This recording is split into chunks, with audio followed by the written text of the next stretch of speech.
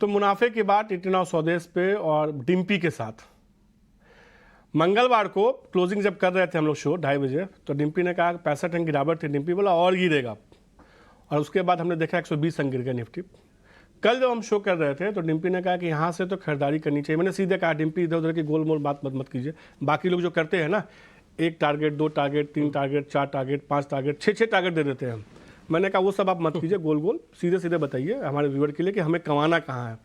आपने सीधे कहा कि भाई आप खरीदो, 20,800 के आसपास आता है, खरीदो, यहाँ से तेजी देखने को मिले 21,200 तक भी जाता हुआ दिखेगा।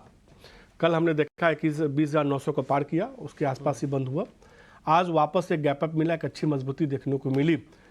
तो डिम्पी का दम है तो लगे हाथ। अब मेरा अगला सवाल यही है कि अब क्या करें, खरीद ले, बेच दे, रुके निफ्टी पे पहले?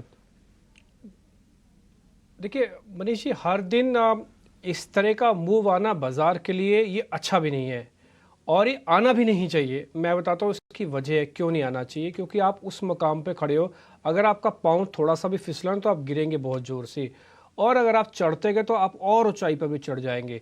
तो इसलिए बाजार को ना इस तरीके से नहीं चलना चाहिए। रोज़ 250 पॉइंट खतरनाक है, अति हर चीज़ की बुरी है। एक चीज़ मैं बता दूं, आज का डाटा सिर्फ चेक करने के बाद कि बाज़ार में जो निफ्टी का डाटा है वो काफ़ी स्ट्रॉन्ग है, काफ़ी स्ट्रॉन्ग है। मेरे पास एक लाइव शीट रहती है, मैं आपको बता भी सकता हूँ। उसमें से 7 करोड़ वर्सेस 13 करोड़ है। 13 करोड़ पुट राइटर्स फंसे हुए हैं आज, और 7 करोड़ वाले कॉल्स लेके बैठे हैं। तो कॉल्स वाले भले कम है, लेकिन पुट राइटर फंस गए हैं और डबल के तादाद में फंसे हुए हैं। इसलिए ना बाजार आपको ना डिप दे रहा है ना मौका दे रहा है नीचे गिरने का। कोई 2 टाइम्स है, 2 गुना है। और दूसरा, अगर आप बैंक निफ्टी भी चेक करेंगे ना तो कुछ यही है, वहां पर भी 6 करोड़ वर्सेस 13 करोड़ है। तो बैंक निफ्टी में भी ट्रेडर्स फंसे हुए हैं। तो क्या होगा ना, आज की क्लोजिंग में ना आपको डिप नहीं मिलेगा। हो सकता है आप और डेज हाई पे क्लोज कर जाओ, लेकिन मेरा फिर से मानना है ना, रिस्क रिवॉर्ड बहुत ज़रूरी होता है बाजार में। बाजार तो चलेगा गिरेगा तो उसका नेचर है ना, आपको अपना रिस्क रिवॉर्ड चेक करना है। तो मेरे को ना मैं तेज़ी के साथ जाऊंगा इस समय, ना मंदी के साथ। ये मैं समझ सकता हूं कि मैं अपने, हो सकता है निफ्टी के 50 पॉइंट खो दूं, लेकिन मैं उस 50 पॉइंट को खो दूंगा, मैं जानबूझ के दूंगा उस 50 से 60 पॉइंट को अगर चलना होगा निफ्टी को। और बैंक निफ्टी को मैं 100-150 पॉइंट जानबूझ के दे दूंगा कि आप चल जाओ, ठीक है, मेरे को आपके साथ नहीं आना, क्योंकि मेरा रिस्क रिवॉर्ड ठीक नहीं है। लेकिन मैं पुराने वालों से बोलूंगा कि अभी मुनाफा वसूल जल्दी जल्दी ना करें, ट्रेल करते जाएं। और मुनाफा वसूली का ना तरीका भी अलग बदल दें। आप ना चरणबद्ध तरीकों से करें। मान लो एग्जांपल के लिए बताता, 10 लॉट आपके पास है तो आप 40% ही माल काटो, 60% होल्ड करो ट्रेल के साथ। ऐसा ना हो कि आप एक साथ सारा निकल जाए, फिर अगले दिन 1000 पॉइंट चलना हो तो फिर आप मलाल रहेगा। तो इसलिए अभी डाटा काफ़ी मजबूत है, आपको शायद डिप ना भी मिले आज। ऑप्शंस में ट्रेड करना थोड़ा खतरनाक हो जाएगा क्योंकि ऑलरेडी प्रीमियम हाई आ चुके हैं। बीटीएसटी करना है वो आपका अपना जोखिम है, लेकिन अगर आपके पास पोजीशन है तो 40% ज़रूर प्रॉफिट बुक कर लेना चाहिए और 60% के साथ ही कैरी करना चाहिए। नए वालों के लिए जानते बूझते हुए भी मैं सौदा प्लस करने की ना तो राय दूंगा, ना तो मैं खुद करूंगा, ना मैं करवाऊंगा। 2 निचोड़ जो इससे निकल के आ रही है, 3 बातें जो बड़ी आपने बताई। पहला, अगले 1 घंटे में निफ्टी बैंक निफ्टी में कोई डिप नहीं मिलने वाला है, तेजी और बढ़ सकती है। दूसरी बात कि जिनके पास है थोड़ा मुनाफा वसूली कर ले, बाकी ट्रेलिंग स्टॉप लॉस के साथ होल्ड करके चले। और तीसरी बात जो सबसे आपने काम की बात की, नए सौदे अगले 1 घंटे के लिए नहीं करे। यही कहना चाह रहे हैं सीधे तौर पे? सही कहा मैंने? बिल्कुल बिल्कुल बिल्कुल। कोई लेवल आप बताना चाहेंगे निफ्टी बैंक निफ्टी पर जिस पर नजर रखनी चाहिए अगले 1 घंटे के लिए? देखिए, अब आपको ना डिप की जो वेट करना चाहिए, और मैं बोलूंगा डिप भी आए ना तो डिप ऐसा नहीं आएगा कि आपको 100 पॉइंट के डिप में एंट्री करनी है, 200 पॉइंट के लेवल पे एंट्री करनी है। आप ना डिप भी थोड़े डीप होंगे, कट भी डीप होंगे, क्योंकि थोड़ा इंडिया विक्स बढ़ रहा है। आप एक बार वॉलिडिटी इंडेक्स दिखा सकते हैं, इंडिया विक्स को 12.5 के ऊपर आया, 3.5-4% ऊपर है। ये फेयर नहीं बढ़ा रहा, बट ये विक्स वॉलिडिटी बढ़ा रहा है। तो जब भी आपको जितना बड़े हो ना, उतने ही दिन अगर अगले दिन टूट जाओ तो फिर आप आना। जैसे कि 250 पॉइंट आज बड़े हो, कम से कम 250 पॉइंट की वेट करो नीचे आने की। अगर 300 पॉइंट बढ़ोगे तो फिर 300 पॉइंट के नीचे की वेट करना, तभी डिप के अंदर एंट्री करना। अदरवाइज डिप के अंदर भी एंट्री करने की जरूरत नहीं है। रिस्क रिवॉर्ड थोड़ा सा ही है। देखिए, ओवर हीटेड है इस समय बाजार में, आपको क्लियर बता दूं, ये कल ही क्लियर हो गया था, आज तो गैप मिल गया। मेजोरिटी लोगों को तो हाथ में मिला भी नहीं होगा इंडाइसिस और ना ही स्टॉक्स। तो इसलिए वेट एंड वॉच ही कर सकते हो। ज़्यादा क्या होगा, सौदा छूटेगा ना, इससे और क्या होगा। अच्छी बात है, रुकिए, इंतजार कीजिए और धैर्य तो बाजार में अगर आपके पास है तो पैसा बनता ही है। और अगले 1 घंटे तक मैं और डिम्पी हैं, जब भी कुछ लेवल समझ में आएगा मैं तुरंत बिना देरी किए हुए डिम्पी से पूछूंगा। आप लगातार 1 घंटे तक शो देखते रहिए। अब हमारे साथ जो है 4 जानकार जुड़े हैं, उनको शो में शामिल करते हैं। हमारे साथ हैं Sharmila Joshi, Akshay P Bhagwat JM financial से, सुमित मूलचंदानी जी हैं, इसके अलावा नागराज शेट्टी जी हैं HDFC सिक्योरिटीज से। आप सबको नमस्कार और शुक्रिया। शर्मिला, जिस तरीके से हम तेजी देख रहे हैं, आप तो तेजी के कैंप में थी, लगातार तेजी की बात कर रही थी। ये फेड ने चौंकाया या कह सकते हैं कि कहीं ना कहीं भारतीय बाजार खुद मजबूत है कि वो एक अच्छी ट्रिगर को ढूंढता है और फिर एक कदम जो पहले पीछे होता है 5 कदम आगे बढ़ जाता है। I'm sorry, I didn't understand the question. मैं बेसिकली ये पूछना चाह रहा हूँ कि बाजार में जो तेजी आज है, कहीं ना कहीं दिखा रहा है कि भारतीय बाजार बहुत मजबूत है।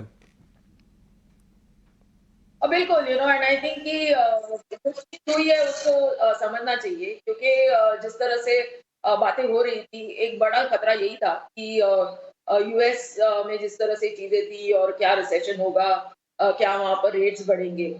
और ये क्यों इम्पोर्टेंट है, क्योंकि हम देख रहे हैं कि जिस तरह से भारतीय बाजार बढ़ रहे थे, तो डोमेस्टिक इन्वेस्टर्स बहुत उसमें एक बड़ा रोल प्ले कर रहे थे, ये तो सभी मानेंगे। तो I think only missing thing, अगर ये पूरे अच्छे पिक्चर में अगर एक कोई चीज, जैसे कहते हैं ना, टू कंप्लीट द पिक्चर, एक चीज जो मिसिंग थी वो ये थी कि एफआईज की तरफ से बहुत बड़ी बाइंग नहीं आ रही थी। तो I think now for me the signals a very big change, क्योंकि मुझे लगता है कि अब जिस तरह से बातें हो रही है कि रिस्क ऑन ट्रेड होगा, उससे शायद हमें ये देखने मिले अगले कुछ हफ्तों में या कुछ महीनों में कि बाइंग फिर से जो एफआईज की आएगी, और वो खास करके इसलिए लार्ज कैप में ज्यादा आती है because they have market cap restrictions etcetera. तो वो शायद हमें देखने मिलेगा। और ऐसे काफी स्टॉक्स है even with markets at these levels जिन्होंने इतना अच्छा रिटर्न दिया नहीं है पिछले 1-1.5 साल में। तो maybe we start seeing some movement there. और डोमेस्टिक इन्वेस्टर्स तो खैर अपना काम कर ही रहे हैं। तो अकॉर्डिंग टू मी, अगर आप इस क्योंकि मैं ट्रेडर नहीं हूँ, मैं कुछ उसमें ज्यादा कमेंट नहीं करूंगी, लेकिन अगर आप इस मार्केट में शॉर्ट जाते हो तो मुझे लगता है शॉर्ट जाने के लिए बहुत हिम्मत लगेगी। जो इस बाजार में शॉर्ट जा रहा है उनकी दिक्कत बढ़ती हुई जा रही है। अब सुमित मूलचंदानी जिससे अगला सवाल है, तो सुमित, जिस तरीके से हमने देखा है कि तेजी देखने को मिली है, अब यहाँ से आप किस लेवल पर नजर बना के चल रहे हैं? जी, गुड आफ्टरनून टू ऑल। तो लेवल्स की जहाँ पे बात करें तो परसों के सेशन में भी बात यही हुई थी कि अगर मार्केट 21,000 क्रॉस कर रहा है तो 21,200 की जो लेवल है वो एक टारगेट की तरह हम देख सकते हैं। और देखिए आज के सेशन में अगर आप देखेंगे तो स्पॉट लेवल में जो हाई टच हुआ था दैट वाज अराउंड 2110। तो यहाँ पे मेरी भी यही सलाह रहेगी कि पार्शियल बुकिंग करके चले, जैसे कि अभी आपका और डिम्पी जी का डिस्कशन हो रहा था। तो सबसे बेटर स्ट्रेटेजी यही रहती है, जब आप lower to higher time frame पे देख रहे हैं तो डाइवर्जेंस भी है, so it is always better कि आप एक ट्रेलिंग स्टॉप लॉस और एक स्ट्रिक्ट स्टॉप लॉस के साथ काम करें। तो अगर लोअर टाइम फ्रेम पे मैं देखूं तो यहाँ से 100 पॉइंट नीचे 21,100 का मेरा एक ट्रेलिंग स्टॉप लॉस रहेगा, लेकिन नीचे की तरफ 21,000 का जो है वो बहुत एक मेजर सपोर्ट है। तो जब तक क्लोजिंग बेसिस पे नीचे नहीं आता तब तक मैं एक फाइनल अपना जो बुकिंग है वो नहीं करूंगा। So partial booking is the best strategy. इसी तरह से अगर लेवल्स की बैंक निफ्टी में बात करें तो 47,600 ये मेरे लिए बहुत एक इंपॉर्टेंट सपोर्ट का काम करेगा। ठीक है, डन सर। आप भी वही बात बोल रहे हैं जिसके बारे में हम थोड़ी देर पहले बात रख रहे हैं कि पार्शियल प्रॉफिट बुकिंग करो, बाजार के अंदर टिके रहो, बाजार के अंदर जिसने होल्ड किया उसको अच्छा पैसा भी बना है। और ट्रेलिंग स्टॉप लॉस सबसे बेहतरीन। देखो, बुल रन और एक्सट्रीम बुल रन में फ़र्क होता है। बुल रन में क्या होगा कि ऊपर गए नीचे आए, नीचे के ऊपर आए, ऊपर के नीचे आए, तो आप बढ़ते जाओगे धीरे धीरे। एक्सट्रीम बुल रन में तो मौका भी नहीं मिलता। तो आपको क्या है कि जो पैसा पूरे साल में मिलना है ना, वो कई बार 1 महीने में मिल जाता है। जो महीने में मिलना है वो कई बार 1 दिन में मिल जाता है। जो 1 दिन में मिलना होता है कई बार 1 घंटे में मिल जाता है। तो ये फेज़ रहता है मार्केट का। तो आप ये स्ट्रॉन्ग बुल रन को एंजॉय कर रहे हो, और जिनके पास है ना माल, आप उनसे जाके पूछो, वो इसलिए नहीं सो पाते हैं कि उनको समझ ही नहीं आ रहा कि रोज़ इतना मिल रहा है। और जिनके पास शॉर्ट है वो भी नहीं सो पाते, उनको यही समझ में नहीं आ रहा कि बाजार नीचे कैसे आएगा। तो एक्सट्रीम वाले, अति वाले हमेशा मारे जाएंगे। थोड़ा सा ध्यान से, समझदारी के साथ मार्केट में ट्रेड करो आप। अब हम बता रहे हैं जरा आपको अलग अलग स्टॉक्स, उसमें जरा आप नोटिस करते जाइए। अक्षय पी भागवत भी हमारे साथ हैं, नागराज शेट्टी, सुमित जी, शर्मिला जी, चारों विंडो पे दिखा दीजिए। अक्षय जी आपसे शुरू करें। सर, आपके ट्रेड कौन से हैं जरा ये बता दीजिए। जी, मेरे 2 ट्रेड रिकमेंडेशन बाय की तरफ है। पहला रिकमेंडेशन रहेगा टाटा मोटर्स में। टाटा मोटर्स आप देखें तो गए 5 ट्रेडिंग सेशन में एक रेंज में सीमित है, 720 के आसपास कैश सेगमेंट में ट्रेड हो रहा है। जल्दी आपको एक ब्रेकआउट देखने को मिलेगा। चार्ट का ब्रॉडर स्ट्रक्चर बहुत ही स्ट्रांग है। ब्रेकआउट दिखते दिखते इसके टारगेट में एस्टिमेट करके चल रहा हूँ करीबन 740 प्लस, तो 745 का टारगेट बना के चले विद स्टॉप लॉस ऑफ 708। दूसरा स्टॉक है अपोलो टायर्स, जहां पे एक सपोर्ट को रिटेस्ट करके आज अच्छा बुलिश कैंडल देखने को मिल रहा है, जहां पे लॉन्ग एडिशंस डेरिवेटिव सेगमेंट में एक देखने को मिल रहे हैं। तो ट्रेडिंग के लिए आप अपोलो टायर्स बाय करके चले for a target of 491, stop loss बनाइए आप 447 का।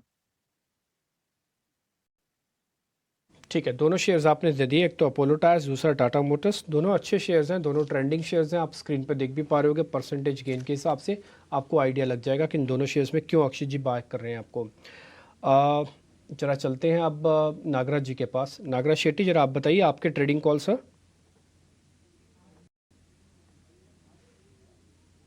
जी हाँ, गुड आफ्टरनून डिम्पी। मेरा 2 ट्रेडिंग कॉल्स है। फर्स्ट वन इज ब्रिगेड, और आप स्टार्टिकली देखोगे ब्रिगेड अपसाइड मोमेंटम में था कई महीने, बॉटम सम डेली चार्ट्स पे और इस बाउंस दिखने को मिला। ठीक है, एक काम करते हैं मिस्टर शेट्टी, आपको ना वापस से कनेक्ट करते हैं। थोड़ा ना ग्लिच आ रहा है, ऑडियो साफ़ नहीं आ रहा है, तो ना उसको फ़ायदा नहीं है ऐसी बात सुनने का जिसमें समझ ही कुछ ना आए। तो एक बार हम वापस से आपको कनेक्ट कर देते हैं। इस बीच हम एक काम करते हैं, जरा सुमित जी से ट्रेड ले लेते हैं। मैं 1 मिनट में आपके पास वापस लौट रहा हूँ। सुमित सर, जरा आप अपने ट्रेड बता दीजिए जब तक। दोनों 2 कॉल्स हैं, दोनों बाय साइड के रहेंगे। देखिए, बजाज फिनसर्व एक ऑलमोस्ट 8 to 10 सेशंस जो कंसोलिडेशन था, आज ब्रेकआउट आया है। क्लोजिंग बेसिस पे भी अपना एक जो रिसेंट इसका स्विंग हाई था 1723 का, उसके ऊपर क्लोजिंग दे रहा है। तो बिल्कुल आप यहाँ पे बाइंग अपॉर्चुनिटी देखिए। Current market price is around 1728 with the stop loss of 1680, 1815 and 1850। ये मेरे 2 टारगेट रहेंगे। अब यहाँ पे एक और पॉइंट नोट करने जैसी है, देखिए हाईएस्ट वीकली क्लोजिंग एवर वो है 1850। तो 1850 जो लेवल्स है, वहां से 3 से 4 बार अभी तक स्टॉक ने रेजिस्ट करके रिजेक्शन लिया है। तो जो क्लोजिंग है वही हमारा टारगेट है।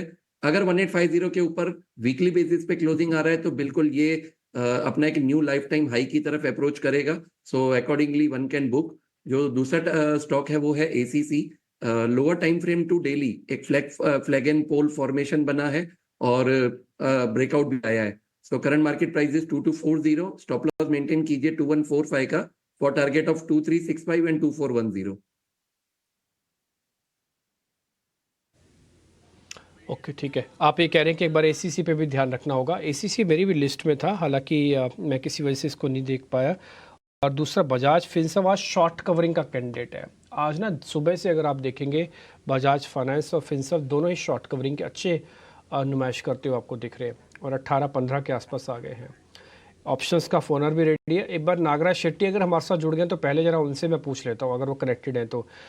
ओके, ठीक है, अभी वो कनेक्टेड नहीं है, तो एक काम करते हैं, पहले ऑप्शंस का एक फोनर ले लेते हैं, यानी कि उनसे बातचीत करके एक ऑप्शंस का ट्रेड लेते हैं, फिर मिस्टर शेट्टी के पास चलते हैं। दिखाइए चैंपियन, ऑप्शंस का चैंपियन।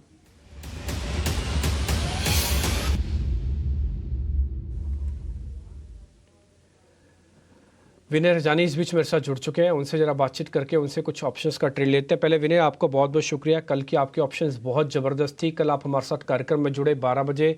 आप मानेंगे, आपने जितने भी शेयर्स दिए, जितने भी ऑप्शंस दिए, वो सारी की सारी हिट थी।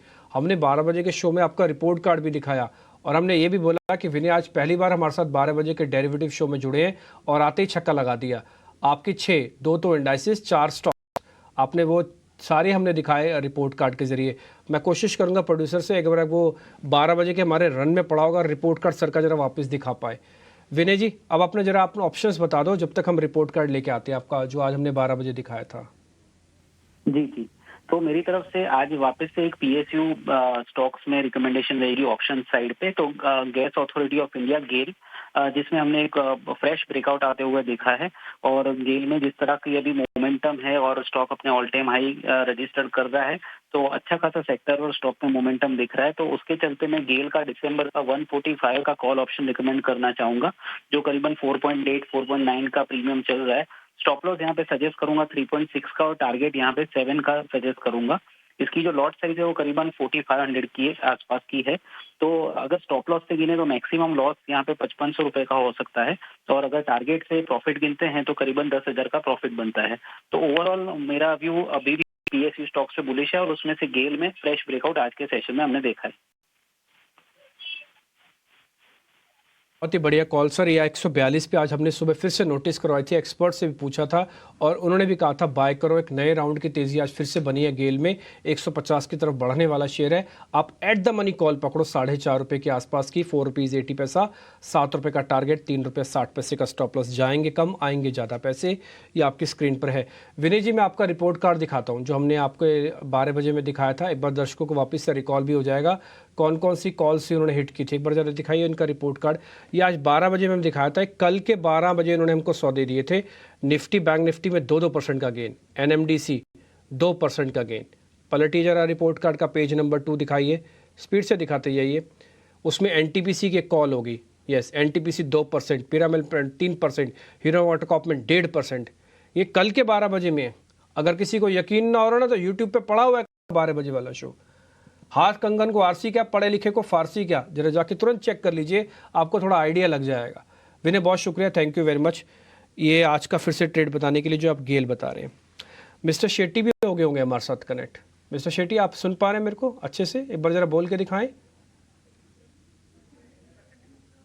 ओह अभी नहीं हो पा रहे हैं ढंग से कनेक्ट, कोई बात नहीं, जैसे कनेक्ट हो अच्छे से कनेक्ट कीजिएगा। बाद में उनसे फटाफट से 3-4 क्वेश्चन एक साथ ले लेंगे ताकि ये जो टाइम थोड़ा ख़राब हो रहा है उनसे कनेक्ट होने का, वो एक साथ ही कंपाइल हो जाएगा।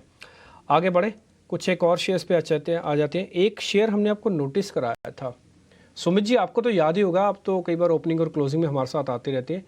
उस शेयर का नाम था IFCI, आज 7% ऊपर है फिर से। हमें लग रहा है शेयर 34 की तरफ जा रहा है। हमने कई बार आपको आगाह किया और कई बार ये बताया भी था। एक बार सुमित मूलचंदानी को एक बार स्क्रीन पे दिखाएं।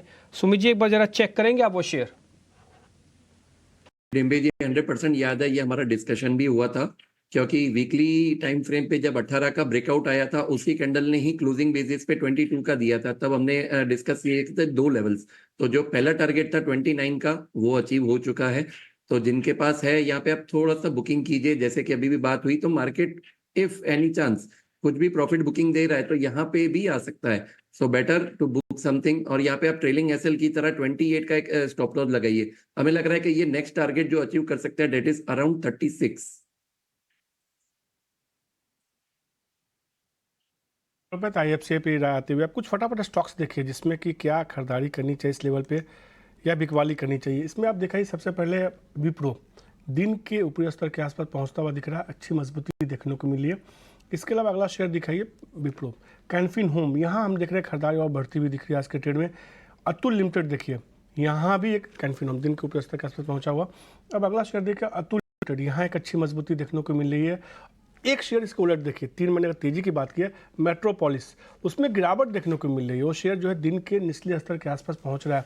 जहां 3 शेयर में खरीदारी की मैंने बात की, तेजी देखने को मिले, उस पर मेट्रोपोलिस में देखिए काफ़ी तेज गिरावट देखने को मिल रही है। अक्षय, मैंने फटाफट आप 4 शेयरों पर बात की है, इसमें से कोई शेयर आपको पसंद आ रहा है ट्रेडिंग के लिए अभी? जी 2 शेयर टेक्निकल्स पे बहुत ही स्ट्रांग दिख रहे हैं। पहला है अतुल लिमिटेड जो एक कंसोलिडेशन की ब्रेकआउट की कोशिश में है। अभी फिलहाल 6951 का रेट है, वो जो 6900 का ब्रेकआउट है वो हो चुका है और ये एक पॉसिबल मोमेंटम शेयर हो सकता है जहां पे आपको जल्द ही 7150 से 7200 के टारगेट बनते हुए दिखेंगे। तो मैं राय रखूंगा कि अतुल लिमिटेड को आप बाय करके चले, स्टॉप लॉस बने 6800 की। और जो दूसरा स्टॉक आपने बताया वो विप्रो आईटी क्षेत्र से है जहां पे बहुत ही स्ट्रांग मोमेंटम पिकअप है। पूरा क्षेत्र में स्ट्रांग डिलीवरी बेस्ड बाइंग को मिली आज both futures and cash segment में। विप्रो का एक स्ट्रांग टेक्निकल चार्ट स्ट्रक्चर है और इसके टारगेट बन के आ रहे 445 से 450 तक।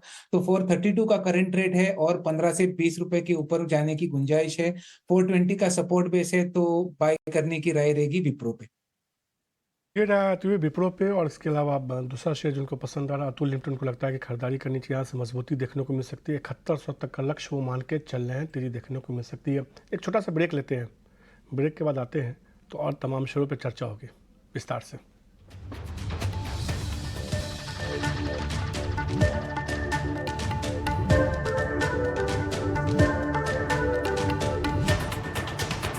आसपास ये बाजार का कारोबार कर रहा है। और बाजार में जो तेज़ी लौटी है ना, उसमें एक बड़ा ट्रिगर आईटी स्टॉक्स है। निफ्टी आईटी के इंडेक्स में आप देखिए 12 शेयर हैं, उसमें 12 के 12 तमाम शेयरों में एक अच्छी मजबूती आज के ट्रेड में देखने को मिली है। सुबह से मजबूती है। आप देखिए हेवी वेट में TCS, इन्फोसिस, टेक महिंद्रा जैसे तमाम स्टॉक्स, वहाँ एक अच्छी मजबूती देखने को। इसका L&T माइंट्री देखिए, वहाँ तेजी है। मिड कैप आईटी में आई है, कोफोर जैसे स्टॉक्स देखिए, वहाँ खरीदारी देखने को मिली है। स्मॉल कैप में आई है, सोनाटा सॉफ्टवेयर, सैंट जैसे स्टॉक्स देखिए, वहाँ खरीदारी। आज कोई भी आईटी स्टॉक आपको नहीं दिखेगा स्क्रीन पे जहाँ तेज़ी नहीं है। सबसे ज़्यादा तेज़ी अगर कहीं देखने को मिल रही है तो आईटी स्टॉक्स में देखने को मिल रही है। शर्मिला से समझेंगे कि क्या करना चलेंगे, उससे पहले एक अनिशा का लिंक देखते हैं और ये जानने की कोशिश करते हैं कि आईटी स्टॉक्स में जो तेज़ी आई है इसकी क्या बड़ी वजह है। अनिशा, जो आईटी स्टॉक्स में तेज़ी आई है, हमें एक शानदार रैली देखने को मिल रही है, इसकी क्या बड़ी वजह है? निफ्टी आईटी में आज काफ़ी तेज़ी देखने को मिल रही है। इनफैक्ट ये हमने देखा है कि निफ्टी आईटी 52 वीक हाई पे है। लास्ट जो हमने ये लेवल्स देखे थे वो थे अप्रैल 2022 में। सो ऑलमोस्ट 1.5 साल के हाईएस्ट लेवल पे निफ्टी आईटी ट्रेड कर रहा है। काफ़ी रीजंस है इसके पीछे।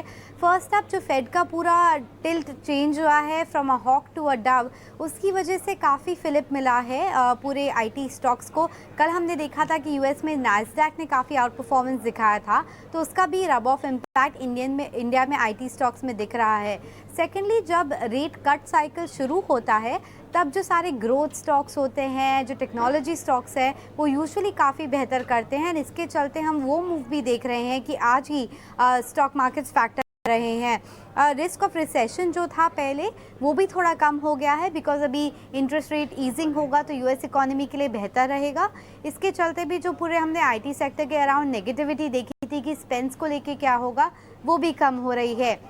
HFS जो कि एक ग्लोबल रिसर्च बॉडी है, उन्होंने भी अपनी एक लेटेस्ट स्टडी निकाली थी जिसमें उन्होंने बोला है कि आईटी सेक्टर का स्पेंड जो 2024 ईयर है उसमें 9% ग्रोथ करेगा। एंड ये कंपेयर करता है just single digit 2 to 3% growth जो कि हमने 2023 में देखा था। तो काफ़ी अपटेक भी आएगा आईटी स्पेंड में और ये सारी आईटी कंपनीज़ के लिए भी गुड न्यूज़ है।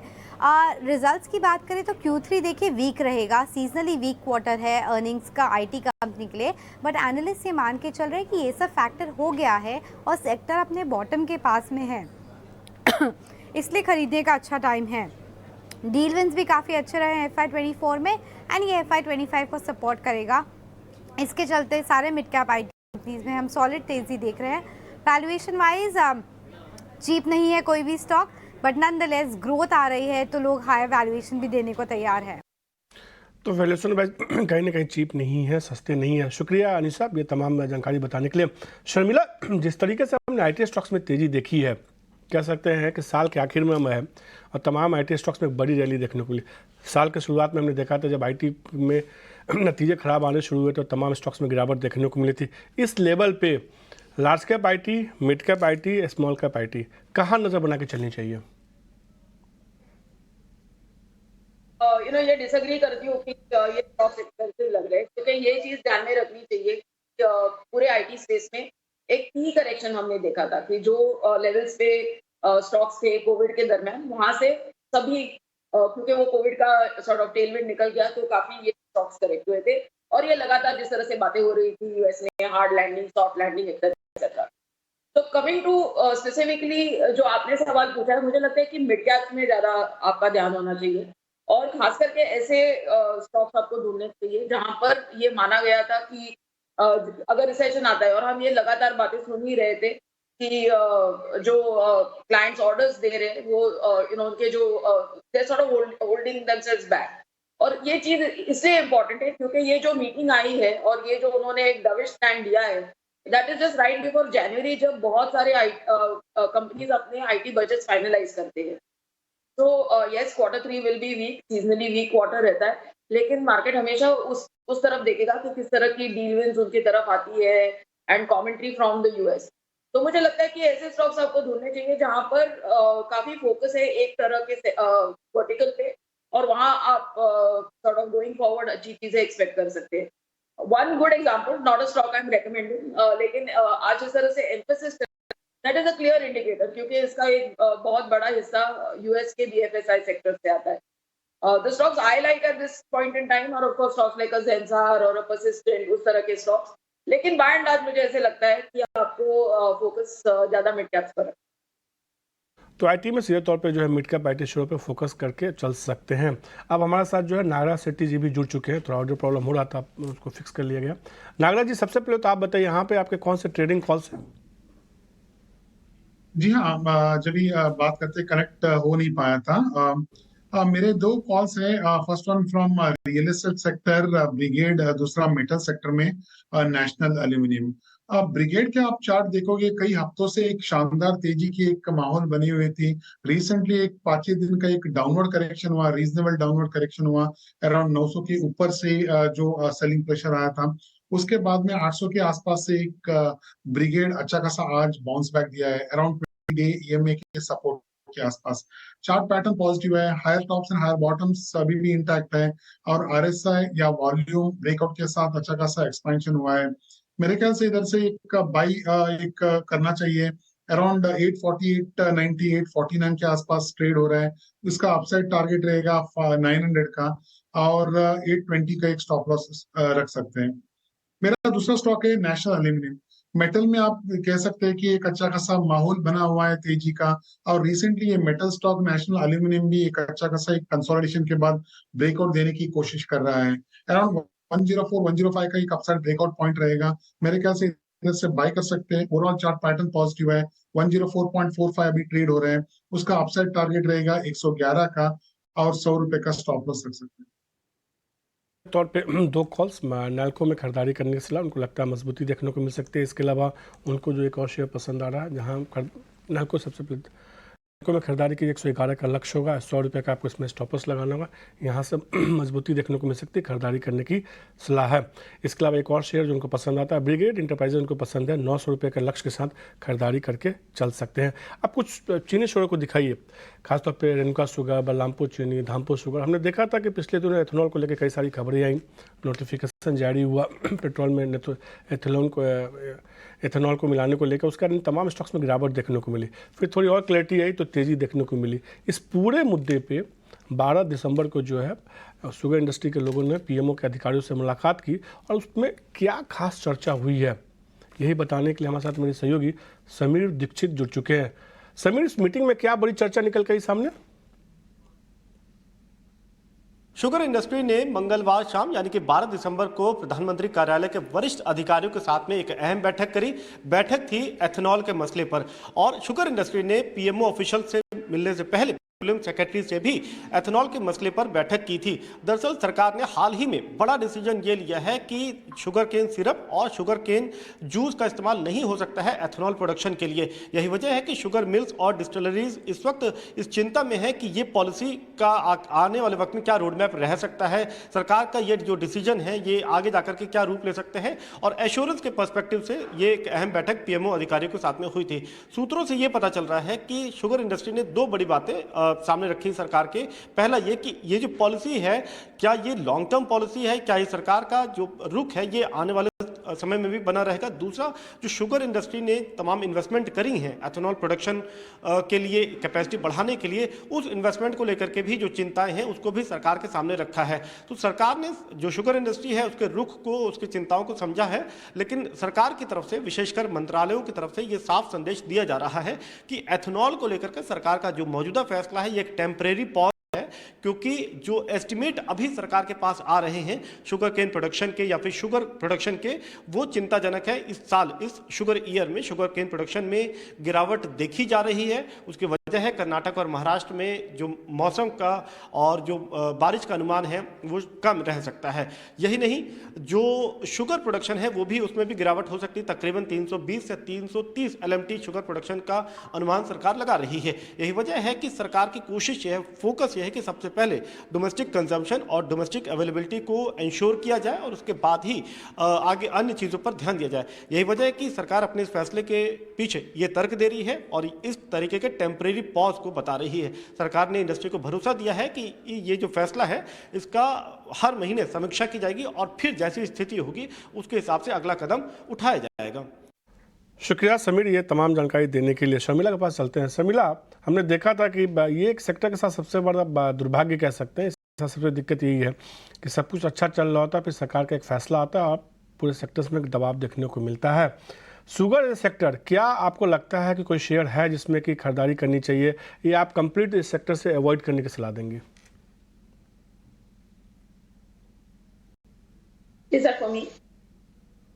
जी शर्मिला, आपसे है सवाल। नहीं तो मेरे लिए अवॉइड ही रहेगा ये सेक्टर। तो बड़ी वजह ये है कि एक जिस तरह से अभी आप सुन ही रहे थे कि क्योंकि ये सेंसिटिव सेक्टर है, अगर इसकी कीमतें बढ़ती है तो you know we as a nation हम लोग काफी कंजम्पशन करते हैं शुगर का। तो कोई भी गवर्नमेंट ये नहीं चाहेगा कि प्रोडक्शन शुगर का कम हुआ है और वो आपने एथेनॉल की तरफ डाइवर्ट किया और यहाँ पर चीनी के दाम बढ़ रहे हैं। तो ये ना हमेशा गवर्नमेंट का कंट्रोल रहेगा, वेदर ज्यादा एक्सपोर्ट हो रहा है, ज्यादा इंपोर्ट हो रहा है, कितना प्रोडक्शन हो रहा है, एक्सेट्रा एक्सेट्रा। और दूसरी बड़ी चीज है कि शुगर एज अ सेक्टर काफी सिक्लिकल भी रहता है, तो आपको बहुत यू नो स्टडी ये देखना पड़ेगा कि आप वो साइकिल के सही समय पर उसमें एंट्री ले रहे हो, और ग्लोबल फैक्टर्स भी बहुत बड़ा हिस्सा प्ले करते हैं, एक्सेट्रा एक्सेट्रा। और ये एथेनॉल का स्टोरी तो काफी अनएंडिंग है। तो मुझे लगता है कि अगर आपको एथेनॉल प्ले करना है तो you buy a Praj industry, लेकिन मेरे लिए बाय एंड लार्ज ये सेक्टर एक अवॉइड ही है। शर्मिला को लगता है कहीं ना कहीं सेक्टर से दूर रहने में भलाई है और इस सेक्टर में आपको निवेश नहीं करना चाहिए, ऐसा शर्मिला मान के चल रही है। लेकिन आप स्टॉक देखिए, जुपिटर वैगन्स हमने देख रहे हैं सडन स्पैक देखने को मिला, कंपनी को ऑर्डर मिला, उसका असर देखने को मिला, शेयर में एक अच्छी मजबूती देखने को मिली अभी के ट्रेड में। वक्त एक ब्रेक का है। जुपिटर वैगन का शेयर देखिए करीब 4.5% के मजबूती के साथ दिन के ऊपरी स्तर के आसपास ही कारोबार कर रहा है। वक्त एक ब्रेक का है, ब्रेक के बाद लौटेंगे तो करीब 20 मिनट का कारोबार बचा हुआ है। पे आपको सेल दिखेगा, सेल 100 से 103, 103 से 108, 108 से 111 का लेवल 2 ही दिन में पा लिया। आपने जो पहली लाइन देखी थी इस प्रोमो की वो 12 तारीख की थी, आज है 14 तारीख, तो 2 दिन में ये शेयर करीब 11 रुपये, और इसका लॉट साइज है 8000 का। आप ये मान के चलिए 100 से 110 पहुंचने में एक लॉट से 80,000 रुपये का गेन है सेल ने। और ये हम कोशिश यही होती है, देखिए शेयर को चलना तो है ही एक ना एक दिन, अच्छे शेयर्स तो चल ही जाएंगे, लेकिन अगर आपको टाइमली चल जाए, जैसे आपने एंटर किया, आपको 2 दिन के अंदर मान लो पर लॉट 80,000 रुपये का बेनिफिट हो गया ना आपका काम। अब आप भले ही बाजार में मत आओ, 1 महीना आप घूमने फिरने चले जाओ, इससे क्या फ़र्क पड़ता है कि आप रोज़ रहो या फिर हर रोज़ रहो या फिर एक दिन रहो। तो स्टॉक सिलेक्शन अच्छा हो, टाइमली हो, तो फिर मज़ा कुछ और ही होता है। सेल पे ही बात करते हैं। सुमित जी, आपको भी ध्यान होगा, सेल के बारे में आपसे भी डिस्कस हुआ था, एक बार ज़रा बताएंगे इस पे अभी और ट्रेड को कैरी करना है या फिर सर छोड़ दें? 10 से 10 हो गया।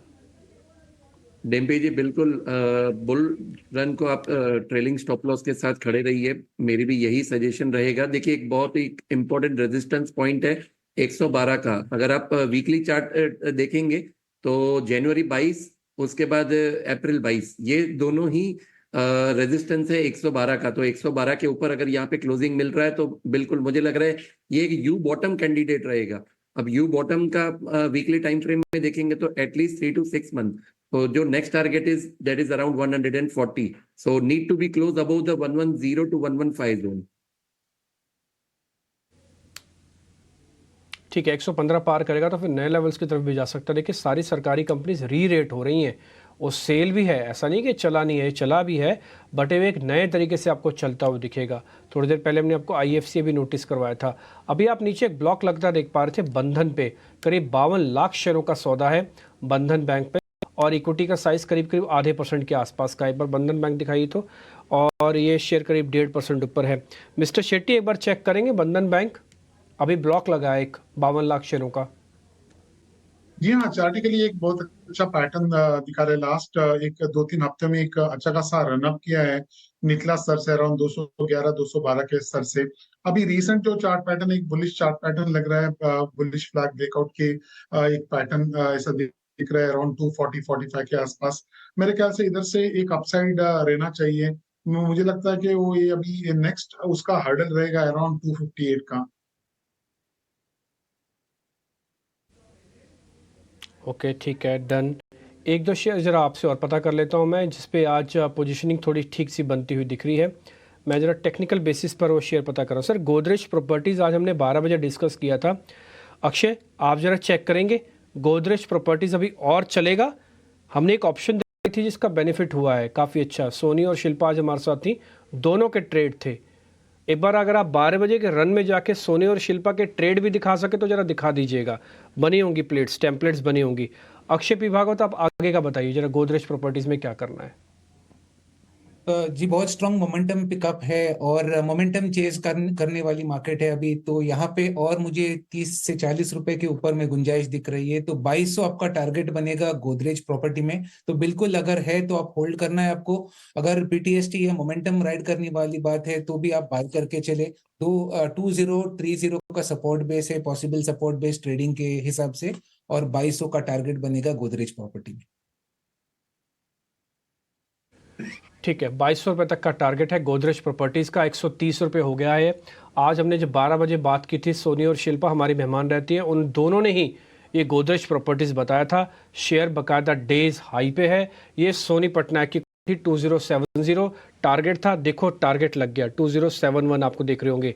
शिल्पा की कॉल थी ऑप्शंस की, और उनका ऑप्शन भी लग गया होगा टारगेट पे, जितना मेरे को ध्यान आ रहा है। 30 और 34 रुपये पे प्लस करने के लिए बोला था, 56 रुपये का टारगेट है। एक बार अगर आप स्क्रीन पे दिखा सकते हैं 2100 की स्ट्राइक की कॉल का रेट क्या आ रहा अभी, 2100 की स्ट्राइक की कॉल का रेट एक बार सामने दिखा दीजिएगा। लेकिन ये मेरे को लग रहा है ये भी 50 रुपये के ऊपर आ गई होगी। मैं थोड़ी देर में मैं ही चेक करके आपको बता दूंगा।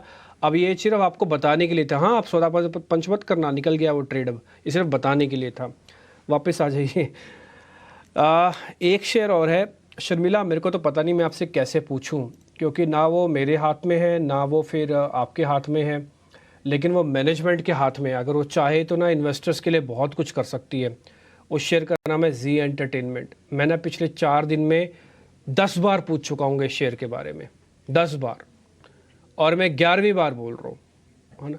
ये जो डिप आया ना, एक छोटा सा नोटिस निकल के आया कंपनी से कि कोई इनके डायरेक्टर्स थे, उन्होंने इस्तीफ़ा दे दिया। डिप आया, शेयर वापस वहीं पहुंच गया। सब लोगों को सिर्फ वेट ये करनी है कि पीजी यानी कि पुनीत गोयनका क्या बोलते हैं, और किसी को सुनना नहीं चाहते। किसी नोटिस पे कोई रिएक्शन नहीं आएगा। जहाँ शेयर जाए वो वहीं टिक रहा हुआ है 280 पे। आपका टेक क्या है मैम इस पे? पुनीत गोयनका जी गए तो शेयर 10% ऊपर, नहीं गए शेयर 10% नीचे। मानते हो आप? बिल्कुल, आई थिंक कि वो एक बड़ा ओवरहैंग रहा है इसी पर, क्योंकि उनकी जो मर्जर की आगे चलकर जो एक्सपेक्टेशंस है वो काफी हद तक इस पर निर्भर करते हैं।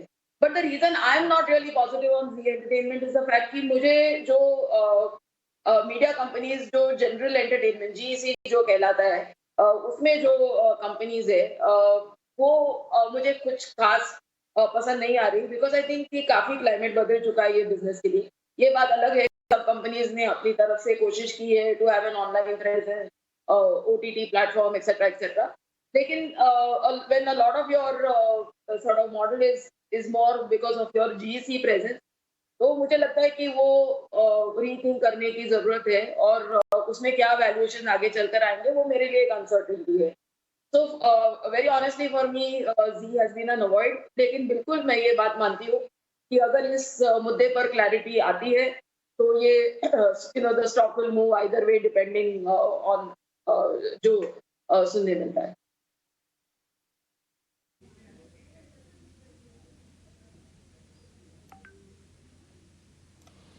ठीक है, तो ये शर्मिला जी का व्यू पॉइंट हो गया। हम कोशिश कर रहे हैं कुछ और स्टॉक्स जरा चेक करके आपको बताने की। एक्चुअली में मेरे को ना मार्केट में ऐसा कुछ दिख नहीं रहा।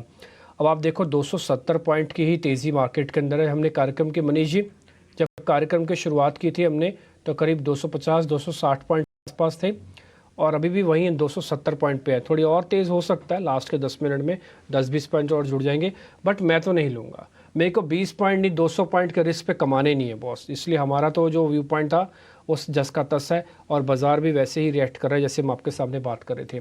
खैर, हम जरा एक काम और कर लेते हैं। आशीषा होंगे हमारे साथ, उनसे हम जरा स्टॉक्स इन वमाक्षी इनफैक्ट हमारे साथ, उनसे हम जरा ये पता कर लेते हैं कि कौन कौन से इवेंट्स टू वॉच हैं, इवेंट्स वगैरह वाला सेगमेंट उनसे जानते हैं। वमाक्षी बताएं।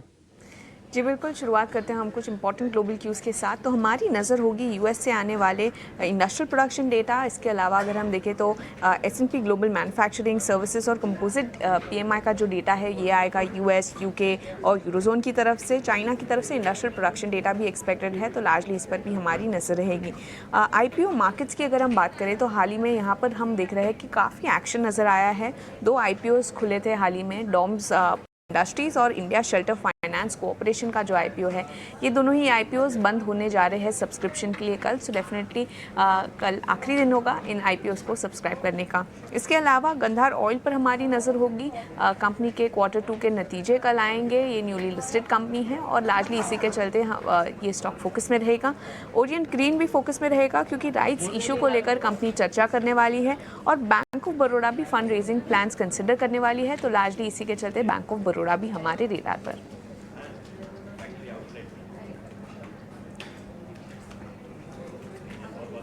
बहुत शुक्रिया ममाक्षी, थैंक यू वेरी मच ये जानकारी देने के लिए। और आपके इवेंट्स टू फोकस में पॉलिटिकल खबरें भी आ रही हैं, ये भी अच्छा है। बताते रहा कीजिए इस तरह की कुछ पॉलिटिकल खबरें, जैसे राजस्थान के नए मुख्यमंत्री कल शपथ लेने वाले हैं, भजन लाल शर्मा जी। ये अच्छा है, ये ना मार्केट पे थोड़ा हम कई बार मिस कर जाते हैं इन सब चीज़ों को, लेकिन ये अच्छी पॉइंट है जो आपने हमको रेस करके बताया, थैंक यू। आगे बढ़ें, कुछ और शेयर चेक कर लेते हैं जहाँ पर आज मार्केट का मोमेंटम थोड़ा ठीक या फिर इस तरह का बन रहा है कि जहाँ पर कुछ ट्रेड लिए जा सकते हैं। एक शेयर GNFC है, एक बार इसके बारे में पता करते हैं। सुमित जी जरा GNFC देखोगे आप? GNFC कोई ट्रेड है तो बताओ। जी देखिए, यहाँ पे फ्रेश ट्रेड के लिए मैं थोड़ा सा वेट करूंगा। आप देखिए पिछले वीक में भी जो कैंडल का फॉर्मेशन हुआ था विद द हाई 6 दिसंबर, तो वो रेंज ब्रेकआउट नहीं आ रहा है, लेकिन जिनके पास ऑलरेडी होल्डिंग है बिल्कुल यहाँ पे बने रहने की सलाह रहेगी। यहाँ पे आप एक ट्रेलिंग स्टॉप लॉस की तरह मेंटेन कीजिए 710 का लेवल। हमें लग रहा है कि अपसाइड में 780 तक ये स्टॉक जा सकता है, लेकिन new position only above 745। GNFC पे ये राय आते हुए अब कुछ स्टॉक्स देखिए फटाफट, जिसमें कि आप क्लोजिंग की तरफ जा रहे हैं, तो फटाफट मैं 1-2 स्टॉक्स पे BTS करना चाहूँगा। सबसे पहले आप देखिए महीना फाइनेंशियल एक अच्छी मजबूती दिन के ऊपरी स्तर के आसपास पहुंचता हुआ जा रहा है शेयर। अगला शेयर देखिए एम्फेसिस, यहाँ भी एक अच्छी खरीद देखने को मिल रही है।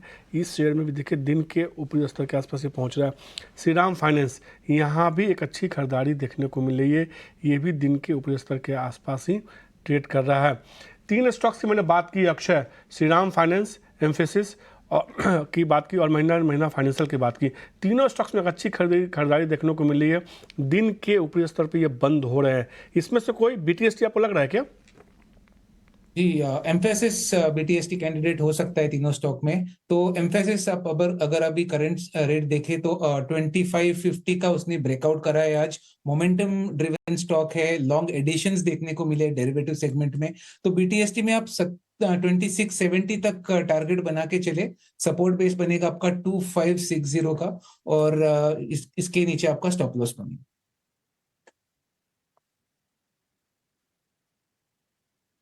ओके ठीक है, 2 मिनट रह गए आज बाजार के बंद होने में, तो अब आप बिल्कुल तैयार हो जाइए। मार्केट के अंदर जरा क्लोजिंग का एक्शन हम आपकी स्क्रीन पर रखते हैं और आप जरा देखते हैं। आज IT के सभी स्टॉक्स एक साथ स्क्रीन पर दिखा सकते हो तो दिखाओ आप, और फिर मैं निफ्टी पे आऊँगा। पहले मैं जरा IT स्टॉक्स आपके स्क्रीन पर लेके आ रहा हूँ, जरा दिखाइए सारे स्टॉक्स IT के। आज आपको ज़्यादातर IT स्टॉक्स न केवल इंडाइसिस अपने साल की हाई पे है, बल्कि स्टॉक्स का जो रिदम है ना वो भी अच्छा था। ये टिपिकली तभी होता है जब थोड़ा पॉलिसी में फ्रेमवर्क हो।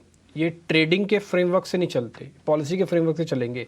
लेकिन फिर भी मेरा 4 बार का एक्सपीरियंस IT स्टॉक्स को देखने का।